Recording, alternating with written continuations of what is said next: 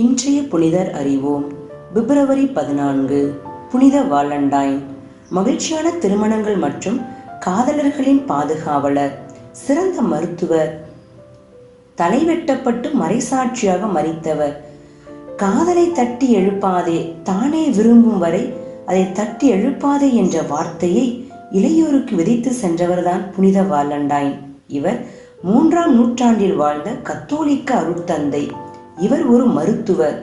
பேரரசர் 2ஆம் கிளாடியூஸின் காலத்தில் நடந்த மறைக்கலகத்தில் பாதிக்கப்பட்ட மக்களுக்கு பணியாற்றினார். வேதனையிலும் துன்பத்திலும் மாட்டிக்கொள்ளாதவாறு பேரரசனின் கரங்களிலிருந்து தப்பித்துச் செல்ல வழிகாட்டியவர். பாதிக்கப்பட்ட மக்களை சிறைச்சாலையில் அடைத்தனர். அவ்வாறு சிறையில் அடைக்கப்பட்ட மக்களை சந்திக்க சிறைச்சாலை சென்று ஆறுதல் மொழி கூறி அவர்களை ஆற்றுப்படுத்தினார்.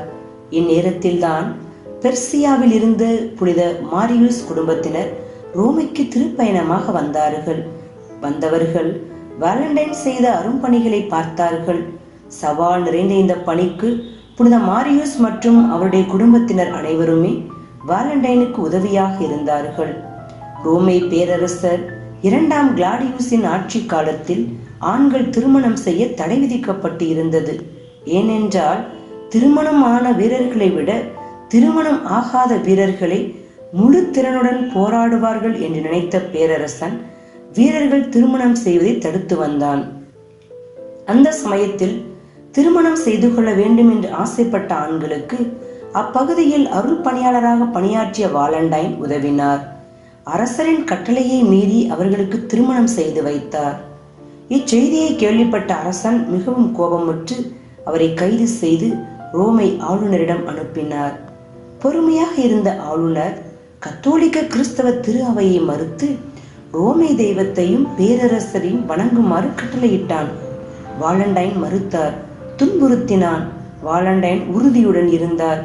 கொலை செய்ய ஆணை பிறப்பித்தான்.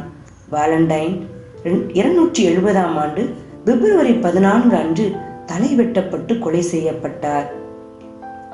நகர வாயிலிலிருந்து அரை கிலோமீட்டர் தள்ளி இருந்த சுரங்க கல்லறையில் அவரது உடலை நல்லடக்கம் செய்தார்கள். 4ஆம் நூற்றாண்டில் அந்த இடத்தில் திருத்தந்தை 1ஆம் ஜூலியஸ் பூமிக்கடியில் பேராலயம் ஒன்று எழுப்பினார். அது திருத்தந்தை 1ஆம் ஹனோரியஸ் என்பவரால் 7ஆம் நூற்றாண்டில் புதுப்பிக்கப்பட்டது.